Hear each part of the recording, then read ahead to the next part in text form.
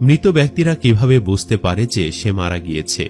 একজন মৃত ব্যক্তি কিন্তু প্রথমে বুঝতে পারে না যে সে মারা গিয়েছে। মৃত ব্যক্তির মৃত্যুর পর সর্বপ্রথম যে আওয়াজটি শুনতে পায় তা হচ্ছে ইন্না লিল্লাহি ওয়া ইন্না ইলাইহি রাজিউন। শুরুতে মৃত ব্যক্তি বুঝতে পারে না যে সে মারা গিয়েছে। সে মনে করে যে সে হয়তো স্বপ্ন দেখছে। সে দেখে তার আত্মীয় স্বজন, পরিবারের লোকেরা তার কাছে।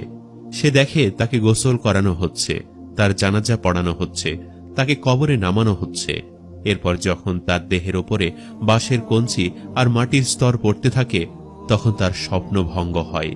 সে তখন উপলব্ধি করে যে সে সত্যিই মারা গেছে। তখন সে চিৎকার করতে চায়, কিন্তু তার চিৎকার কেউ শুনতে পায় না। যখন তাকে দাফন করে সবাই তাকে একা কবরে রেখে ফিরে যায়, তখন আল্লাহ তাআলা তার আত্মাকে পুনরায় তার দেহে ফিরিয়ে দেন আর সে জেগে ওঠে।